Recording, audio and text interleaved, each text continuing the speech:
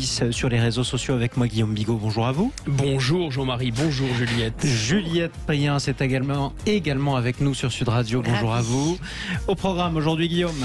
Un programme épique, vous allez voir. Le réseau social Made in Donald Trump, ça vient de sortir, c'est tout nouveau. La polémique contre Miss France jugée sexiste. Le Sniper Gate, déclenché par Éric Zemmour, qui a mis en joue les journalistes et en émoi Marlène Schiappa. Et un buzz planétaire déclenché depuis New York City par l'annonce du déboulonnage de la statue d'un père fondateur, Thomas Jefferson. Et pour en parler, nous recevrons Louis-Georges Tin, qui est un normalien, l'ancien président du CRAN, et un jeune influenceur de droite qui s'appelle Julien. Et on va aussi, en compagnie de notre premier invité, commencer et commenter les buzz de la semaine. Charlotte Zen, ravi de vous recevoir dans ces studios. Et bienvenue à vous dans Politique sous influence. On est ensemble jusqu'à midi sur Sud Radio. Politique sous influence, c'est parti.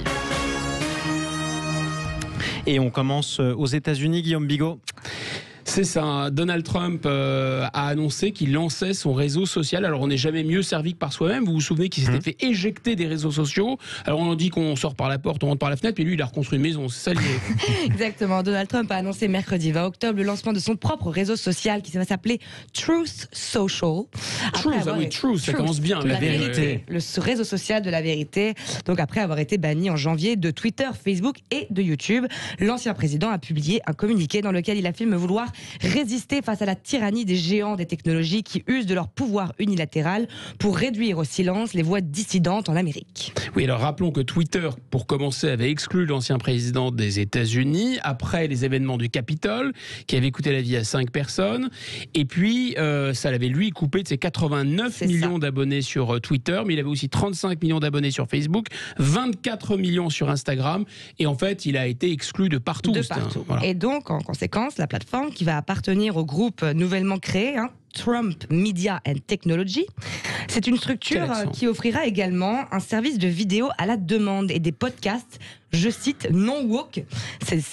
Tout est précisé dans le communiqué. Donc c'est une sorte en fait d'anti-Netflix également que proposera Trump à cette occasion.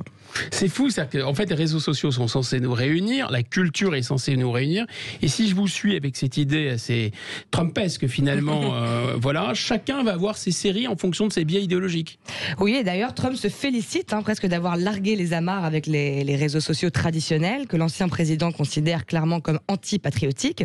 Je le cite, nous vivons dans un monde où les talibans ont une énorme présence sur Twitter, alors que votre président américain préféré, il a dit, votre président américain préféré a lui été réduit au silence. C'est inacceptable. Voilà, donc Truth Social sera accessible en version bêta sur invitation dès novembre, avant un lancement généralisé au premier trimestre 2022. C'est le communiqué qu'il précise, et qui fait savoir également que l'application est déjà disponible en précommande sur l'Apple Store. Et pour terminer, la plateforme aurait déjà fait l'objet de piratage à peine quelques heures après son lancement. Comme c'était étrange. Voilà, au cours duquel auraient été postées des photos destinées légèrement à humilier l'ancien président sur son compte. On rappelle aussi que qui avait négocié le retrait des États-Unis et du coup le retour presque au pouvoir des talibans en Afghanistan, c'était Donald Trump. Il est bien taquin. Il est bien taquin. Et en fait, les réseaux sociaux, c'est un véritable champ de bataille politique. Pour rappel, d'autres réseaux sociaux dits alternatifs ont déjà vu le jour. C'est le cas notamment du plus connu d'entre eux, Telegram, qui est un réseau social russe dont les canaux politiques sont devenus les chouchous de toute une partie de la population, notamment à droite, car la censure y est beaucoup moins présente que sur les réseaux sociaux que nous connaissons tous.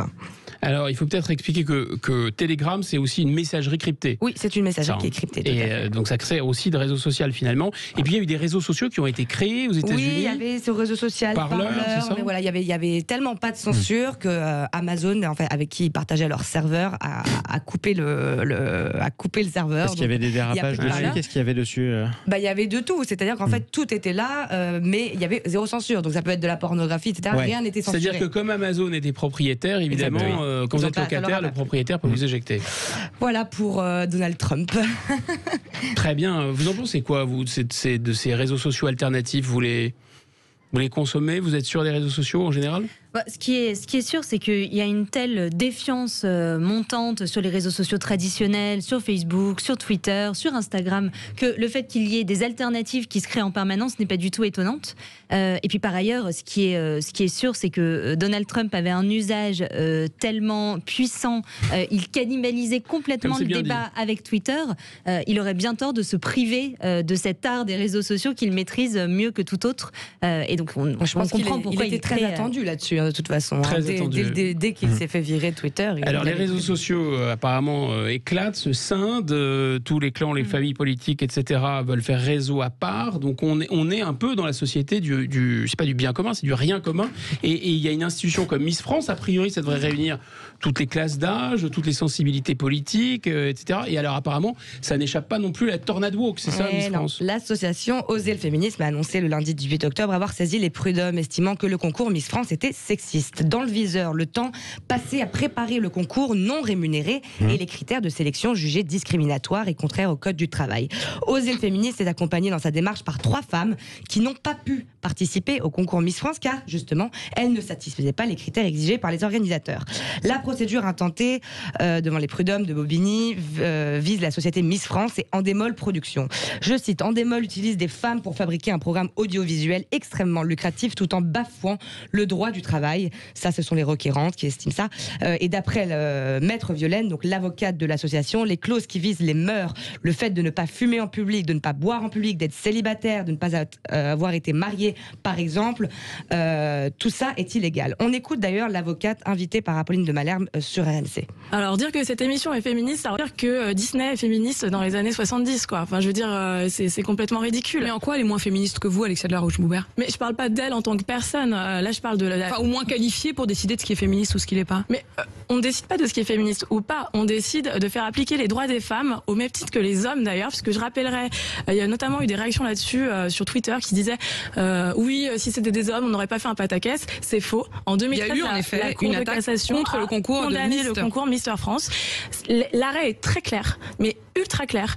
Relation de travail, parce que répétition des chorégraphies, tenue imposée, normes comportementales, pouvoir de sanction de l'employeur. Et il y a eu la même décision à Aix-en-Provence pour un autre concours. Et Sud Radio Politique sous influence, il est 11h09, on est ensemble jusqu'à midi et du coup Miss France est traînée devant les tribunaux, Juliette. Il faut dire que les candidates ne signent aucun contrat de travail avec les organisateurs du concours, mais d'après l'association, leur relation avec Endemol devrait être considérée en tant que relation salarié-employé. Et pour appuyer leurs revendications, les plaignantes invoquent une jurisprudence de 2013 concernant le concours Mister France. Or, le Code du travail interdit dans un recrutement tout critère lié aux mœurs, à l'âge, à la situation de famille et à l'apparence physique. Les requérantes demandent donc aux prud'hommes de condamner les organisateurs du concours et supprimer le règlement des clauses discriminatoires, comme celle interdisant à fumer en public, porter des tatouages, des piercings, etc. Alors la décision de justice risque de prendre un peu de temps, elle ne sera probablement pas rendue avant le prochain concours, qui aura lieu le 11 décembre à Caen. Mais pour information, un rapport annuel sur l'état des lieux du sexisme en France, rendu en 2019 par le Haut Conseil à l'égalité entre les hommes et les femmes, avait qualifié lui le concours Miss France de caricature archaïque en dénonçant justement l'exigence faite aux candidates d'être célibataires. Donc en fait, il y a 2 débats. Il y a un débat de droit du travail d'un côté, il y a un débat idéologique pour dire que Miss France est sexiste. Sur les réseaux, ça a buzzé, ça a donné quoi? Beaucoup de moqueries, notamment pour pointer du doigt une certaine frustration de la part des candidats refusés. C'est un peu méchant. C'est petit. C'est bas. Mais également des dénonciations de demi-mesure quant au combat de l'association néo-féministe qui s'attarde plus sur un concours de beauté que par exemple sur la burqa ou sur l'insécurité des femmes dans certains quartiers. Voilà, donc je peux citer quel univers charmant. On peut citer 2 ou 3 tweets. Oui, on avait à Caen l'interdiction du calendrier des pompiers. Ah, pourquoi pas? C'est vrai que c'est discriminant, oui. Très. Je ne satisfais pas aux critères, en tout cas, moi ça c'est clair. Voilà, le féminisme, ça n'est pas la liberté des femmes, non, parce que, à ce que je sache, les prétendantes à Miss France le font par choix, de leur propre volonté, et souvent par passion, donc ces féministes sont contre le fait que les femmes tentent de réaliser leurs rêves. Et on a également monsieur Gilles-William Gonnadel qui tweet « Oser le féministe vient de gagner le concours de l'action judiciaire la plus con du monde ». Bon, c'est pas le tweet le plus fin du monde. monde non plus. Ça se plaide en droit du travail. Ça se plaide, C'est vrai que les conditions sont strictes. Oui, mais la connerie n'est pas non plus encore un motif de rupture. Alors, est-ce que le concours Miss France est sexiste? En tout cas, pour les internautes, pour répondre à cette question, certaines émissions n'hésitent pas maintenant à lancer via leur compte Twitter des mini-sondages auxquels les internautes peuvent répondre en direct. Les réseaux sociaux servent à prendre le pouls de l'opinion publique en direct. J'ai remarqué que cette pratique s'était beaucoup démocratisée. Les résultats sont ensuite partagés au public en direct à la radio ou à la télé. Par exemple, RTL France qui a posé la question à ses abonnés: le concours Miss France est-il sexiste? Les internautes répondent non à 66,5%. On va s'encer un peu dans le sondage en direct. Et vous, Charlotte, vous pensez que c'est sexiste ou pas? Ce qui est sûr, c'est que je trouve que se saisir du sujet par le biais un peu bancal, disons-le, du droit du travail, montre bien qu'il y a un vrai malaise. Pourquoi est-ce qu'on n'assume pas que le vrai sujet, ce sont les critères qui sont au mieux un peu incongrus, au pire complètement archaïques et complètement ringards? Et c'est ça qui crée un vrai malaise. Et c'est ça finalement qu'il faudrait à la limite dénoncer de façon plus franche. Ils n'ont pas été assez cash.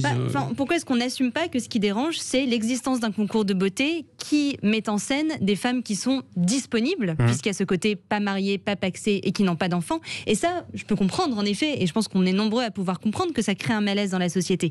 Je trouve que le fait d'entrer par ce biais du droit du travail alors qu'elles sont bénévoles et qu'elles sont rémunérées en cadeau, crée un biais dans leur communication. C'est le moyen qu'elles ont trouvé justement pour dénoncer. Pour rentrer dans ce sujet qui est un marronnier chaque année. Ou pour relancer le débat tout simplement. Et la preuve, ça marche sur les réseaux sociaux. Ça marche. Mais vous diriez la même chose si de l'autre côté des égéries masculines ou des espèces de boîtes à fantasmes d'acteurs masculins, etc., avaient les mêmes clauses dans leur contrat. C'est un problème de déséquilibre, c'est parce qu'on le demande aux femmes et pas aux hommes, ou c'est en fait le fait de le demander qui est une atteinte à la liberté, à la dignité, etc. Oui, il me semble que c'est la demande globale qui pose un vrai problème, mais c'est clair que le cliché de la femme disponible en maillot de bain sur scène rend cette question encore plus problématique. D'accord.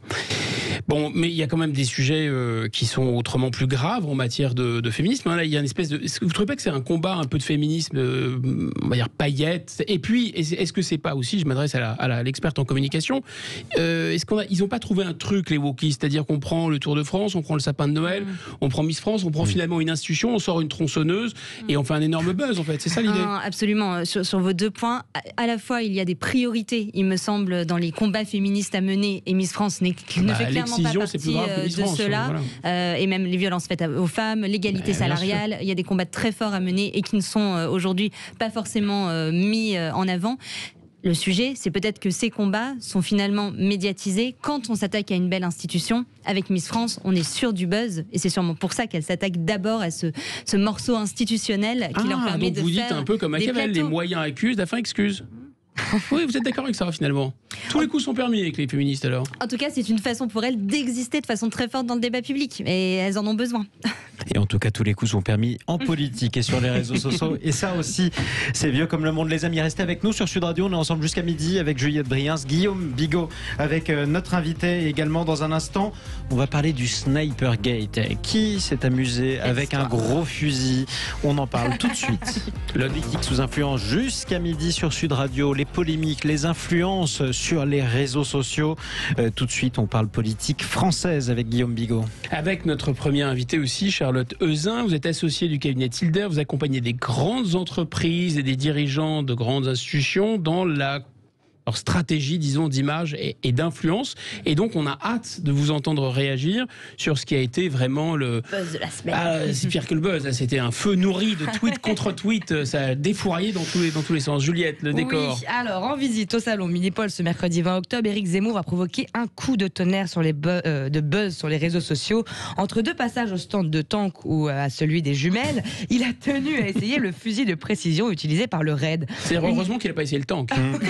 Il a essayé le tank, j'ai vu des photos. Il a essayé le tank. Oui. Une vidéo le montre alors qu'on lui explique le fonctionnement de l'arme, se tourner vers le groupe de journalistes qui l'entourent et lancer sur le ton de la rigolade: ça ne rigole plus, hein, allez, poussez-vous de là, reculez. Et en quelques minutes, la vidéo s'est répandue sur tous les réseaux sociaux connus de ce monde à la vitesse d'une balle de calibre 7,62 et a très vite donné lieu à un clash inouï sur Twitter. La ministre déléguée à la citoyenneté, Marlène Schiappa, a immédiatement réagi à cette séquence sur Twitter en plein Conseil des ministres. ministre. Elle a tweeté « Viser des journalistes avec une arme en leur disant reculez, ce n'est pas drôle, c'est horrifiant. Surtout après avoir dit sérieusement vouloir réduire le pouvoir des médias. Dans une démocratie, la liberté de la presse n'est pas une blague et ne doit jamais être menacée. » Aujourd'hui, nous avons des contre-pouvoirs. Alors voilà, ça c'est ce que Éric Zemmour avait dit des médias. Aujourd'hui, nous avons des contre-pouvoirs qui sont devenus le pouvoir. Non, il a dit à Béziers. C'est ce qu'il avait dit à Béziers, oui, c'est-à-dire la justice, les médias, les minorités. Nous devons enlever le pouvoir à ces contre-pouvoirs. Donc voilà il avait fait une déclaration politique sur le sujet quelques jours avant. Quelques jours avant. Immédiatement interrogé sur ce tweet, donc sur le tweet de Marlène Schiappa par les journalistes sur place, Éric Zemmour n'a pas mâché ses mots. Vous étiez devant moi, j'aurais braqué comme vous dites, mais je braque personne, vous savez, je menacé personne. Qu'est-ce que vous répondez à Marlène Schiappa qui dit que votre comportement est horrifiant, je la cite, sur Twitter? Marlène Schiappa est une imbécile, voilà ce que je lui réponds, qu'elle est grotesque et ridicule. Elle essaye de chercher à monter en neige une polémique grotesque. Tous les Français vont se moquer d'elle et c'est pas la première fois. Voilà, à cela Marlène Schiappa, que certains appellent déjà la ministre du tweet, a une fois de plus dégainé son téléphone. Délégué au tweet. Exactement. Je cite, traiter Ruth Elkrieff de pauvre folle en plateau, dire à la journaliste de BFM qu'elle s'est couverte de ridicule après son fact-checking, braquer un journaliste avec une arme pour rire, insulter et menacer ceux qui réagissent. À quel moment on s'inquiète? Mais la guerre des tweets n'était pas finie, Guillaume. Voilà qu'Éric Zemmour, lui aussi, est repassé sur les réseaux afin d'envoyer une petite pique à Madame la Ministre en tweetant « L'humour est une arme dont Madame Schiappa est totalement dépourvue ». Et juste après, il a rajouté un petit troll. Alors, un troll, séquence décryptage, Juliette? La séquence décryptage. Un troll sur les réseaux sociaux, c'est un individu qui a un comportement provocateur qui vise à générer des polémiques. Et donc, c'est en référence à cette créature de la mythologie scandinave. Le troll, c'est une petite bête, un peu bête et méchant. Voilà. Et donc, il a posté une photo où l'on pouvait voir la reine Elisabeth II d'Angleterre mettant elle aussi un sniper en joue. À noter que pour accentuer la provocation, le presque candidat a accompagné cette photo d'un petit emoji cœur. Voilà. Cœur, love. On voit un petit message. Mais figurez-vous que la journée ne faisait que commencer, outre les débats houleux entre les internautes qui trouvaient la séquence innocente et drôle et les autres qui hurlaient à la mort de la République. C'est tout simplement, et je pèse mes mots, une avalanche de mèmes qui a déferlé sur Internet. Mèmes, décryptage. Voilà, alors les mèmes, ce sont des images qui sont virales, qui deviennent virages et qui visent à transmettre un message sur les réseaux sociaux. Ils sont souvent détournés d'ailleurs avec un mot, un slogan pour changer le contexte. Des petites, oui, c'est ça. C'est ça. Et donc le format est souvent utilisé par les community managers sur les réseaux sociaux pour jouer sur les codes de la culture web moderne et amuser leur audience. Détournement visuel, on va dire. Et donc les mèmes autour de cette affaire ont inondé la toile. Les torrents de hashtags n'ont pas dégonflé pendant 48 heures. J'ai même compté à la fin du premier jour. Je suis allée vérifier à la fin de la journée. Il y avait en tout 8 hashtags en tendance France qui étaient directement liés à Éric Zemmour. Par exemple, tout le monde le comparait à Trump et à Poutine, et donc les deux mots Trump et Poutine étaient en tendance. Et parmi les réactions les plus notables, on trouve notamment celle d'un journaliste de LCI, Paul Larouturou, qui lui était présent sur place au moment des faits et qui a vu sa vie défiler devant lui. Lui, c'est le champion du premier degré, toute catégorie. Et voilà, il dit, soyons précis, Zemmour pointe vers nous un sniper baptisé Ultima Ratio, utilisé par le raid pour tuer à 800 mètres, chargeur 10 coups, monté avec un silencieux pour rire, entre guillemets.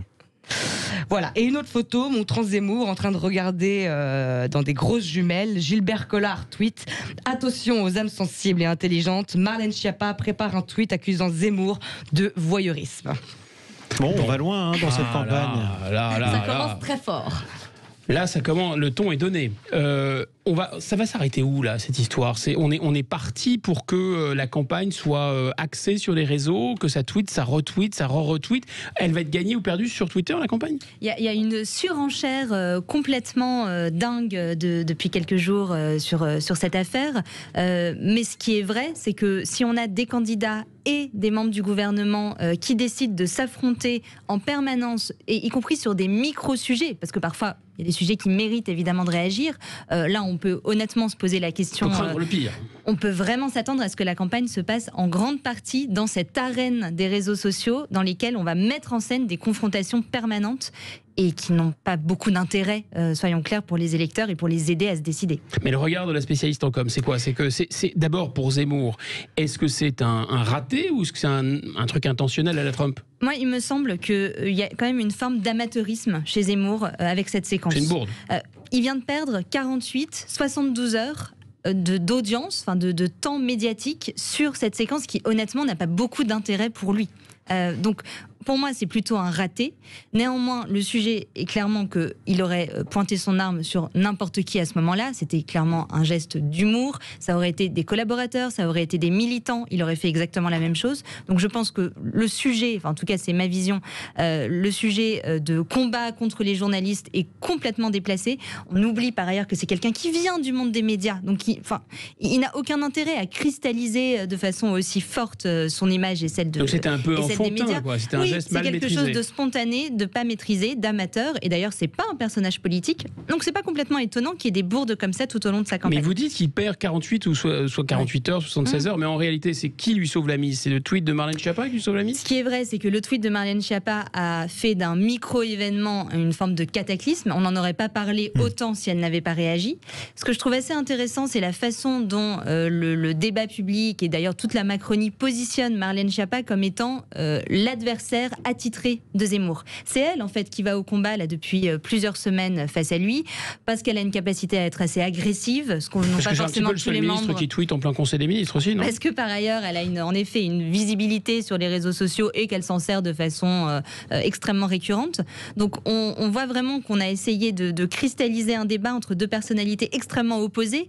Zemmour combat tout ce qu'elle défend, donc c'est évidemment elle qu'on pousse en avant pour créer le buzz et pour créer l'affrontement. Et là, pardon, Julia. Je vous en prie, est-ce que c'est pas finalement un succès si on passe 48 heures à parler de vous et être en tendance, en hashtag il est toute la retombé journée? sur ses pieds quand même. Est-ce que c'est pas finalement un succès? Est-ce qu'il n'y a pas de mauvais buzz finalement? Alors évidemment, l'idée, c'est ce qu'on dit toujours en communication, il n'y a pas de mauvais buzz, le but c'est qu'on parle de vous. Il vaut mieux être notoire qu'inconnu. Néanmoins, là on est très en amont de la campagne. Moi la question que je me pose, c'est la façon, de quelle manière le candidat construit le président qu'il va être. Et s'il construit ce président uniquement sur ce genre de séquence, on s'éloigne quand même très fortement des canons que les Français ont d'un président de la République, avec cette idée de mesure, de hauteur de vue. Cette séquence, elle le sert parce qu'il est visible, elle ne le sert pas dans sa posture de futur président. Donc vous conseillez souvent les startups. Je ne sais pas si c'est une start-up en politique avec Zemmour, mais en tout cas, vous n'avez pas l'air de dire de continuer dans la bonne direction. Je pense qu'il y a des séquences beaucoup plus réussies que celle-ci et qu'il aurait tort de se priver des moments où, pour le coup, il va chercher de nouveaux électeurs, y compris à droite, et y compris sur une partie des abstentionnistes. Cette séquence-là, elle consolide sa base. Elle ne va pas vraiment plus loin. Merci Charlotte Euzin. Vous reviendrez nous voir bientôt. J'espère pour nous aider à décrypter les réseaux sociaux. Et d'autant que, sans y voir la moindre menace sur la liberté de la presse, il faut rappeler à tous ceux qui ont grandi à la campagne avec un fusil de chasse du père ou du grand-père caché dans le grenier, que quiconque s'en approchait pour jouer avec avait droit à une correction bien méritée. Il vaut mieux ne jamais jouer avec une arme. D'ailleurs, l'acteur Alec Baldwin peut en témoigner malgré lui avec ce qui est arrivé sur le site d'un tournage aux États-Unis. Merci beaucoup Charlotte Euzin d'être intervenue sur Sud Radio. Restez avec nous les amis. Politique sous influence par l'histoire. Dans quelques instants, faut-il déboulonner les statues du passé? On en parle avec nos deux invités en compagnie de Guillaume Bigot et Juliette Briens. On est ensemble jusqu'à midi.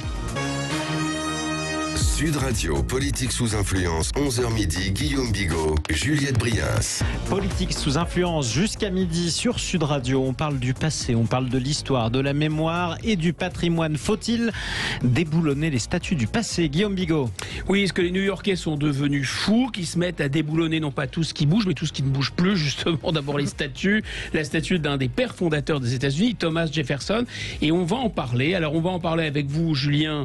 Vous êtes un jeune youtubeur, vous êtes aussi féru d'histoire, vous faites des études en relations internationales, et on va en parler également avec notre invité qui est par téléphone, Louis-Georges Tin. Vous êtes universitaire français, très engagé dans le combat contre ce que vous appelez la négrophobie, l'homophobie. Vous êtes à la fois un intellectuel et un militant. Alors, je crois que Louis-Georges Tin est en ligne avec un standard téléphonique. C'est assez intéressant. D'ailleurs, on va retrouver Louis-Georges Tin dans quelques instants sur Sud Radio, notre invité. En tout cas, c'est le débat. On revient sur ce qui s'est passé d'ailleurs il y a quelques heures, peut-être avec vous, Guillaume Bigot. On va surtout planter le décor, avec Juliette. Expliquez-nous ce qui s'est passé Alors, de l'autre côté de l'Atlantique? Exactement. Le maire de New York, Bill de Blasio, a annoncé lundi le déboulonnage de la statue de Thomas Jefferson en raison de son passé esclavagiste. Le 3e président américain détenait dans sa plantation de Virginie plus de 600 esclaves. La statue, sculptée en 1833 par le français Pierre-Jean-David d'Angers, la statue de 2 mètres, trône depuis 1915 dans la salle du City Hall, là où siègent les élus. La commission... C'est la mairie de New York. Voilà, exactement. Et la commission de l'aménagement public de New York a approuvé à l'unanimité le retrait de cette pièce, répondant à une demande de longue date d'élus noirs et latinos qui se sentaient mal à l'aise de siéger en présence d'une statue rendant hommage à un propriétaire d'esclaves. Mais la décision est loin de faire l'unanimité. On a ce professeur, par exemple, d'une université du New Jersey, David Greenberg, qui dit... c'est un prof d'histoire, je crois. Voilà, qui déclare en fait que la statue n'avait pas été créée pour rendre hommage à un propriétaire d'esclaves, mais bien à l'un des plus importants penseurs de la démocratie et de l'égalité dans l'histoire américaine. Le débat sur les figures américaines est ancien. Les premiers appels à retirer cette statue de Jefferson remontent au début des années 2000. La polémique, elle a surtout enflé et elle a pris en vigueur avec le mouvement Black Lives Matter et les manifestations consécutives à la mort de George Floyd, évidemment. Et elle avait fini même par traverser l'Atlantique pour atteindre la France. En effet, on se rappelle notamment de la statue de Colbert devant l'Assemblée nationale qui avait été en partie recouverte le 23 juin dernier de peinture rouge et d'une inscription « Négrophobie d'État ». Le ministre de Louis XIV, Colbert, était considéré comme étant à l'initiative du Code noir rédigé en 1685 qui avait encadré le statut des esclaves dans les colonies françaises. Une vidéo avait d'ailleurs été postée sur les réseaux sociaux du vandaliste en question de la statue de Colbert lors de son arrestation. Vous voyez, assis sont de l'autre côté de l'Assemblée. Ça, c'est une statue qui vient trôner la négrophobie, le meurtre des Noirs, le viol des Noirs, la torture des Noirs. Et pourtant, vous voyez, au lieu d'arrêter les gens qui cautionnent cette cruauté, ils viennent m'arrêter moi. Vous protégez le peuple ou vous protégez les gens? C'est interdit, s'il vous plaît. Non, c'est interdit, c'est le racisme. C'est interdit, monsieur. Cet homme-là est l'apologie de la négrophobie. Voilà, et cette action sur la statue de Colbert, elle avait en fait fait suite à un discours d'Emmanuel Macron quelques jours avant. Lui avait été très clair pour le coup. Qui avait été limpide, et on va l'écouter d'ailleurs. Le combat est inacceptable lorsqu'il est récupéré par les séparatistes. Je vous le dis très clairement ce soir, mes chers compatriotes. La République n'effacera aucune trace ni aucun nom de son histoire. Elle n'oubliera aucune de ses œuvres. Elle ne déboulonnera pas de statues. Nous devons plutôt lucidement regarder ensemble toute notre histoire, toutes nos mémoires, notre rapport à l'Afrique en particulier, pour bâtir un présent et un avenir possible. Voilà, donc limpide, clair, il n'y aura aucun déboulonnage de statue. Faut-il déboulonner les statues? Alors, on va attaquer notre débat avec nos deux invités. Est-ce que Louis-Georges Tin, on vous a retrouvé sur les ondes? Louis-Georges Tin, fondateur du CRAN, on va y arriver. Est-ce que Louis-Georges Tin est en direct sur Sud Radio? Oui, tout à fait. Bonjour. Bienvenue à vous sur Sud Radio. Et bienvenue à Politique sous influence. Donc, je disais que vous étiez à la fois un intellectuel et un militant, puisque vous êtes un ancien élève de l'École normale supérieure. Vous avez aussi présidé le Conseil représentatif des associations noires de France, le CRAN, de 2011 à 2017. Et vous avez été à l'initiative, en 2005, de la Journée mondiale contre l'homophobie et la transphobie. Et vous êtes, je crois, le président fondateur du Cercle des réflexions République et diversité. Jusqu'ici, j'ai bon? Tout à fait. Très bien, alors soyez le bienvenu. Et en face de vous, comme dans les matchs de boxe, mais ça ne peut pas du tout être un match de boxe, rassurez-vous, on a Julien, Julien Ledoc, on vous connaît sur les réseaux, vous êtes influenceur, c'est là où vous avez conquis vos galons auprès d'un, disons, on peut dire d'un jeune public, plutôt tenté par la réhabilitation de la tradition historique, du lien, c'est ça? On peut dire ça comme ça? C'est exactement ça, c'est en fait une chaîne qui vise à présenter des auteurs conservateurs qui sont peu étudiés dans les facs ou les écoles, quoi. Donc on va arrêter ce suspense insoutenable. Vous êtes plutôt contre le déboulonnage des statues, et Louis-Georges Tin, vous êtes plutôt pour. Là aussi j'ai bon jusque-là. Il y a pas de... Parfait. Alors, on va commencer avec cette première question. Finalement, est-ce qu'on peut dire qu'il n'y a plus personne en France aujourd'hui qui est favorable à l'esclavagisme et que pour s'attaquer à des esclavagistes, il faut déboulonner des statues de pierre? Finalement, on s'attaque à des fantômes de pierre. Est-ce que ceux qui diraient de vous que vous êtes un peu le Don Quichotte du combat contre l'esclavagisme, vous leur répondriez quoi, Monsieur Tin? Je crois que c'est la question de la justice mémorielle. Je pense que même les conservateurs seront d'accord avec moi pour dire que nous voulons tous l'unité nationale, que ce soit aux États-Unis ou en France ou ailleurs. Simplement, est-ce qu'on peut faire l'unité autour de l'auteur d'un crime contre l'humanité ou quelqu'un qui a participé? Lorsque je vois Colbert, par exemple, je dis, si les héros des uns sont les bourreaux des autres, comment faire France? Voilà la question qui est aux États-Unis. Alors voilà, qu'est-ce que vous répondez à ça? Et crime contre l'humanité, j'ai l'impression à entendre notre interlocuteur et votre débatteur, à l'entendre qu'il y a lui un critère qu'il met en avant, c'est cette notion de crime contre l'humanité, dont on sait que c'est un crime imprescriptible. Vous en pensez quoi? Est-ce que c'est un bon critère ou pas pour déboulonner? Alors moi, j'aimerais très rapidement revenir donc sur le déboulonnage donc de la statue de Thomas Jefferson, puisque notre débat commence sur cette idée, si ça vous dérange pas. Au contraire. C'est que Thomas Jefferson, il était certes propriétaire d'esclaves, tout le monde le sait, c'est une certitude historique, mais ce que la plupart des gens oublient, c'est qu'il est aussi le rédacteur de la Déclaration d'indépendance des États-Unis. Et donc la mairie de New York et les élus qui ont décidé de déboulonner... Ce qu'on appelle un père fondateur. Voilà, il était père fondateur en plus de cela. Et ce que je trouve profondément hypocrite dans cette démarche, c'est qu'on déboulonne une statue donc d'un père fondateur, alors que ces hommes politiques ou ces femmes politiques, peu importe, jouissent chaque jour de droits qui ont été théorisés par Thomas Jefferson. Alors après, on peut débattre du paradoxe qui est le suivant, c'est-à-dire Thomas Jefferson prônait une certaine égalité, mais pas pour les Noirs. Bon, ça avait déjà été... Pardon, mais là, il prenait... Enfin, si on prend la Constitution américaine, le préambule de la Constitution américaine, tous les hommes naissent égaux. Exactement, d'où le paradoxe qu'avait... c'est un peu un tartuffe, Thomas Jefferson. Exactement, et c'est ce qu'avait d'ailleurs démontré Alexis de Tocqueville dans De la démocratie en Amérique. Donc ça, on peut débattre sur ces notions-là, il n'y a aucun problème. Mais je suis toujours un petit peu interloqué par cette volonté de déboulonnage, parce que pour moi, c'est du politique, c'est de l'idéologie, et ça me fait penser à une référence, alors qui est très souvent citée, mais qui est particulièrement actuelle, c'est 1984 d'Orwell, où l'État Big Brother donc maîtrise l'histoire, parce que ça permet de maîtriser le présent et le futur. Et je pense que c'est profondément dangereux, et que ça vise justement à diviser profondément la société, puisque ça nourrit le communautarisme. Voilà. Oui, donc ça veut dire que pour vous, il y a quelque chose d'un peu totalitaire dans cette idée de faire table rase du passé et d'aller instruire un procès, on peut dire de manière rétrospective, rétroactive. Il n'y a pas de rétroactivité dans le droit, alors que vous, Monsieur Tin, vous dites mais il doit y avoir une rétroactivité, c'est ça le travail de la mémoire. Oui.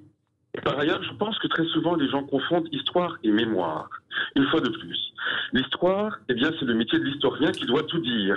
Et donc, sur Jefferson, il faut dire à la fois, bien sûr, son rôle dans l'esclavage, mais aussi son rôle dans la déclaration. Ça, en revanche, la mémoire, c'est autre chose. La mémoire, c'est du politique, et donc on décide de célébrer un certain nombre de personnalités, et on ne peut pas, évidemment, reprocher à certaines personnes d'avoir eu quelques défauts. On ne peut pas avoir que des saints.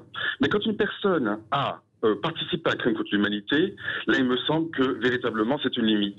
Donc il faut pouvoir dire certaines choses un peu désagréables, bon, ça n'empêche pas qu'on célèbre cette personne, mais quand une personne a participé à un crime contre l'humanité, là c'est véritablement une limite, on doit l'enseigner mais on ne doit pas la célébrer.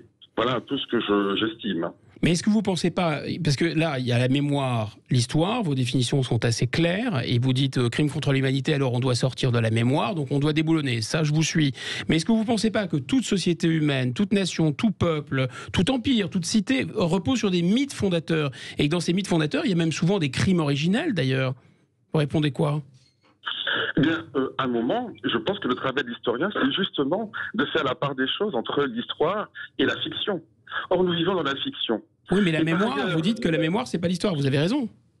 Oui, mais alors, à ce moment-là, comment vous voulez-vous faire l'unité ?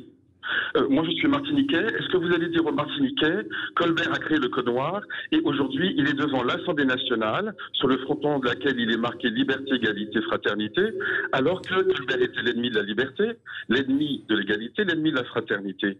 Donc, c'est une question politique, en fait. C'est-à-dire, voulons-nous simplement faire l'unité nationale, donc autour de valeurs positives qui sont les nôtres, normalement, ou voulons-nous humilier une partie de la population par l'autre? Voilà le débat qui se pose aujourd'hui. Julien va vous répondre. Alors, moi, je n'ai rien contre monsieur Georges Tin, que je ne connais pas personnellement, mais pour moi, c'est un combat de pleutre. C'est-à-dire qu'on s'attaque à des figures qui sont mortes. Je ne pense pas que Colbert va se réveiller un matin pour se défendre. Et ce qui me choque, c'est qu'on n'entend pas ces associations-là quand on parle, par exemple, sur les questions de l'esclavagisme moderne qu'il y a en Libye, au Pakistan, au Qatar, pour la construction des stades. Donc, je trouve que c'est un combat qui est hypocrite, comme je vous ai dit tout à l'heure. De plus, je pense que c'est une chimère de vouloir séparer la mémoire de l'histoire. C'est comme vouloir séparer le droit du juge. Pourquoi ? Parce que les mémoires se forgent par l'histoire qu'on apprend à l'école, parce qu'on nous a aussi transmis dans notre héritage, et c'est tout ça en fait qui forme les différentes mémoires. Je trouve aussi qu'il y a constamment une sorte de victimisation et un petit peu même de narcissisme qui et Monsieur Tin pour estimer que l'histoire doit être réécrite. Alors certes, je respecte le fait que c'est un homme, c'est un universitaire, et je le salue pour ça, mais il n'a pas le monopole de l'histoire, il n'a pas ce privilège-là de vouloir la réécrire. Je l'ai entendu dire dans une interview qu'il a accordée à RT France que Emmanuel Macron n'avait pas le monopole de l'histoire. Je répondrai que Georges Tin ne l'a pas non plus, tout simplement. Louis-Georges Tin, notre autre invité, fondateur du CRAN. Guillaume Bigot. Oui, j'ai l'impression que vous dites Jefferson, vous acceptez que Jefferson soit un peu tartuffe, mais vous répondez à Louis-Georges Tin et à ceux qui portent son combat, qui sont aussi tartuffes parce qu'ils dénoncent pas l'esclavagisme contemporain et qui préfèrent dénoncer l'esclavagisme dans le passé. Qu'est-ce que vous répondez à ça ? Il y a une espèce de procès en anachronisme, Louis-Georges Tin. Alors vous dites deux choses. Moi je suis citoyen français, je travaille principalement sur l'espace français. S'il y a au bout du monde des esclavages qui existent, eh bien il faut évidemment s'y consacrer. Mais moi je travaille dans l'espace français et dans les colonies françaises. Donc il n'est pas extraordinaire que je m'inquiète de la survivance du passé esclavagiste ou de la mémoire esclavagiste en France. Sur l'anachronisme, parlons-en. Pour ce qui est des États-Unis par exemple, il faut savoir que pendant la guerre d'indépendance, de nombreux esclaves ont été libérés précisément parce qu'ils avaient participé à la guerre aux côtés des patriotes américains contre les colons britanniques. Et déjà à l'époque, beaucoup de gens disaient mais l'esclavage est une abomination. Et notamment par notre patrie d'ailleurs. Mais Jefferson lui-même le disait. C'est-à-dire qu'il était tellement tartuffe qu'il écrivait des textes contre l'esclavage tout en ayant lui-même des esclaves. Donc c'est pas un jugement anachronique d'aujourd'hui qu'on plaque sur le passé, puisque déjà à l'époque, non seulement des esclaves avaient été libérés, mais en plus, Jefferson lui-même disait l'esclavage est une abomination tout en ayant des esclaves. Donc vous voyez, la tartufferie va très loin. Mais en France, c'est pareil. Lorsque, par exemple, Colbert a fait le Code noir, comme vous le savez, au XVIIe siècle, le Parlement de Paris s'y est opposé en disant ce texte est contraire au droit naturel, au droit français et au droit divin. Donc ce n'est pas aujourd'hui, avec nos critères d'époque contemporaine, que nous jugeons le passé. Déjà à l'époque, nos ancêtres qui n'étaient pas barbares trouvaient que le Code noir était une abomination. Donc vous voyez, je pense qu'il faut bien connaître l'histoire, et quand mon interlocuteur dit qu'il ne faut pas faire de distinction entre histoire et mémoire, c'est une opinion, mais s'il allait à l'université, je pense que ses professeurs seraient un peu inquiets de pareilles déclarations.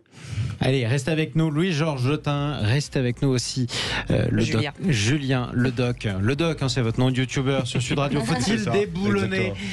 Faut-il déboulonner les statues du passé ? On parlait de Jefferson, effectivement. Alors, tiens, il y a une statue encore plus importante, hein. Il est sur le mont Rochemort, vous le savez peut-être, l'énorme sculpture américaine avec 4 visages de présidents.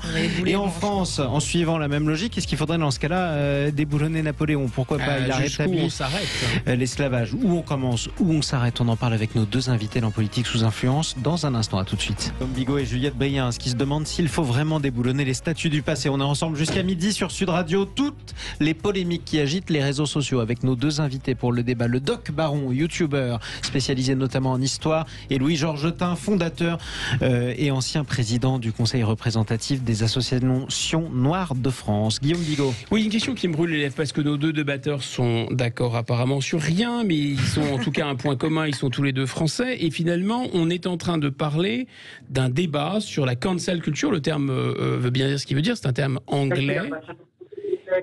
Et on a vraiment l'impression que c'est une importation d'un débat qui est d'abord un débat américain. Est-ce que vous n'avez pas l'impression, l'un comme l'autre, qu'on est un peu là des colonisés mentaux des États-Unis d'Amérique ?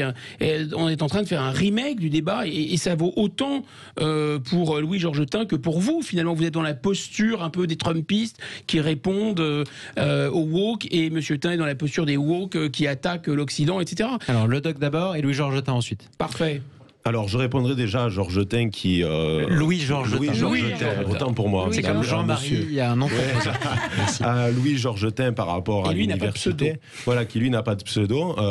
C'est que je suis bien content de ne pas avoir eu à l'université des professeurs militants et américanisés BLM.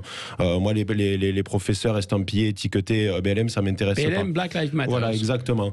Moi, ce qui m'inquiète particulièrement, si vous voulez, avec ce déboulonnage, c'est qu'il y a quand même une volonté de suppression de l'histoire. Or, pour moi, supprimer l'histoire, c'est-à-dire qu'elle ne soit plus visible sur la place publique, c'est aussi donc la condamner à se répéter. Monsieur Louis-Georges Tin est quand même, je pense, d'accord sur le fait qu'il faut qu'il y ait une mémoire de l'esclavagisme, etc., que ça soit abordé. Mais alors, en supprimant la statue de Colbert, en la mettant, je sais pas, dans un hangar abandonné et sous clé, je ne pense pas que justement ça fait écho à son combat qui est de faire connaître justement la problématique de l'esclavagisme. Donc là encore, on retrouve une certaine forme d'hypocrisie, comme vous disiez, Monsieur Bigot. C'est vrai que depuis quelques années, on voit en France un discours woke qui est américanisé. Or, nous n'avons pas la même histoire que les États-Unis. Eux, leur histoire, c'est 200 ans, ça tient sur un timbre-poste.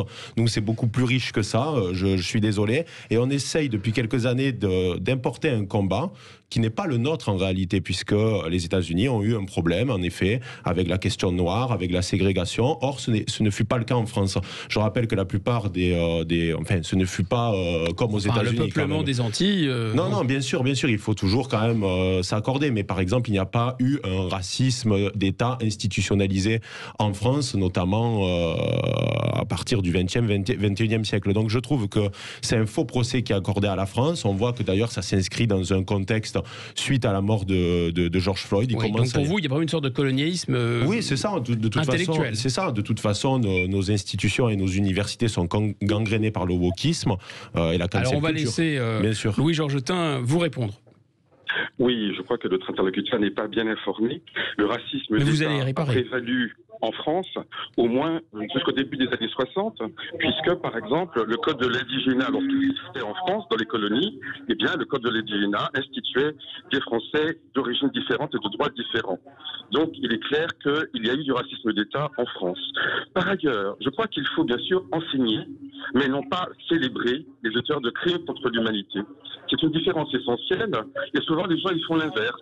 C'est-à-dire qu'ils célèbrent ces gens, ces criminels, et ils ne les enseignent pas beaucoup. Donc voilà pourquoi je pense qu'il faut faire la différence. Et prenons l'exemple de Pétain. Eh bien, pendant très longtemps en France, on voulait célébrer Pétain, même après 1945, et ce n'est qu'en 2014 qu'on a enfin déboulonné la dernière statue de Pétain dans ce pays. Donc vous voyez, vous plaisantez, il a été condamné à mort.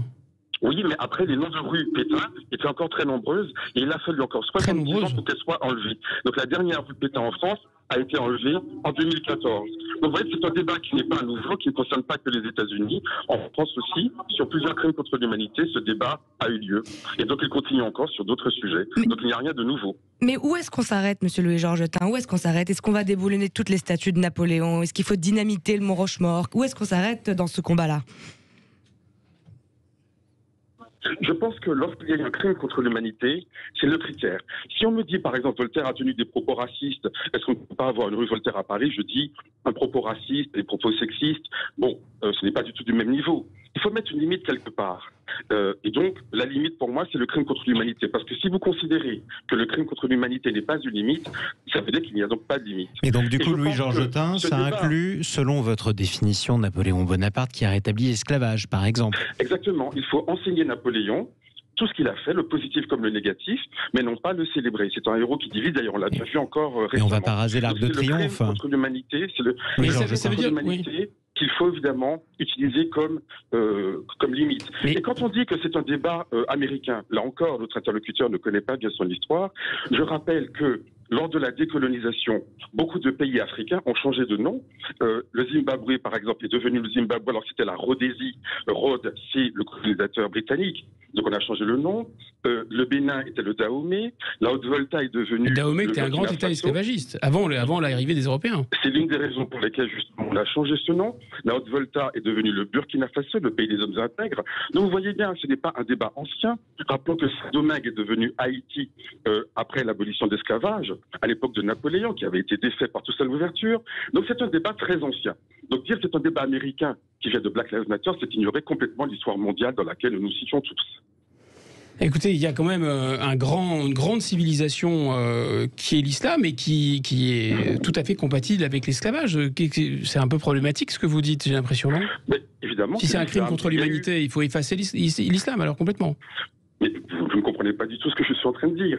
Il y a eu aussi des musulmans et des pratiques, des peuples musulmans qui ont pratiqué l'esclavage, c'est une évidence. Des peuples chrétiens aussi. Il n'y a aucune difficulté là-dessus, il faut le dire. Allez-y. Allez, le mot de la fin avec le docteur. Le mot de la fin, c'est que je pense que ce combat est une chimère, tout simplement, qu'il est dangereux parce que c'est justement des hommes comme Louis Georgetin qui prônent une forme de division, d'un communautarisme.